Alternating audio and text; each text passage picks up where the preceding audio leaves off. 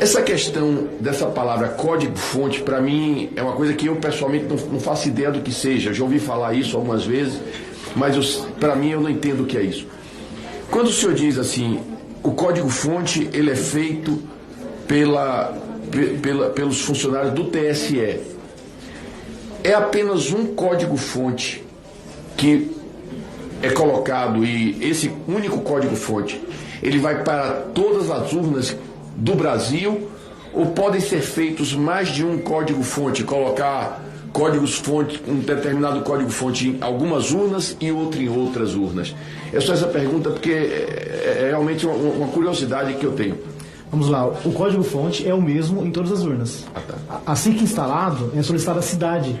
E ele, assim que é posto a cidade, ele apenas oferece os deputados de lá, os vereadores e prefeitos. E uma analogia simples aqui é que o código-fonte seria como a farinha, o ovo de um bolo, o leite. Então, e o compilado seria o bolo pronto. E quem tem acesso aos ingredientes consegue inserir um veneno lá e esse bolo fica venenoso. Como seria possível fazer isso? Em que momento? No momento em que é criado e editado e atualizado o código-fonte. No TSE ou quando chega nas cidades? No TSE, nas cidades não. Nas cidades não? Não. E no TSE, é possível fazer isso com algumas urnas e não com outras, por exemplo? Sim. Caso haja alguém com mais intenções, ele faz esse código em todas as urnas, só que o código funciona apenas em urnas específicas, porque é uma zona maior e que tem mais votos, e ele usa também de inteligência artificial, e ele pega o resultado da anterior e faz a margem de erro, mais ou menos naquela região. Então, não seria algo grosseiro, que seria, apenas na cidade vai ter 100% dos votos. Não. Ele faz algo que soe, que seja de verdade, não um algoritmo. Inclusive, o algoritmo é a inteligência artificial, porque ela tem essa inteligência de manipular o voto caso haja alguém mal intencionado no TSE. Eu entendi. Agora, o senhor não saberia nos responder, eu imagino, assim, como é o procedimento para operar este trabalho dentro do TSE? Se é uma pessoa sozinha, se são 20, se são 30, se eu tenho ideia de como seja? Eles dizem que são 5 pessoas, mas eu descobri que até 2018, 2019 era apenas uma pessoa, que é... Eu posso falar o nome aqui da pessoa? Pode. Giuseppe Dutra Genino. E em 98 ele já havia feito um curso de algoritmos. Em 98 ninguém sabia o que era isso aqui no Brasil. Ele fez um curso na França. Eu levantei isso, que ele fez esse curso na França de algoritmos. Então, eu achei estranho eles darem tanto poder a apenas a uma pessoa, porque outra pessoa no lugar dele, ou até ele, tem o poder de decidir o resultado de uma eleição. Ele vota por 200 milhões de habitantes caso ele tenha essa má intenção.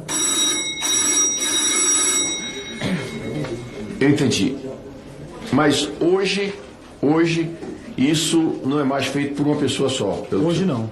Após aquele inquérito de 2018, esse Giuseppe ele se aposentou e agora tem mais pessoas. O senhor me lembra um personagem de um filme, um filme que é Prenda-me se for capaz, que é uma história real de um sujeito que era um falsário e acaba se transformando em agente da CIA, que foi no cinema interpretado pelo Leonardo DiCaprio, né? O senhor me lembra essa pessoa aí que no fim ele ajuda os Estados Unidos, ajuda o governo americano a se defender. Eu espero que o senhor compense o que errou até agora, que errar é humano, ajudando o Brasil.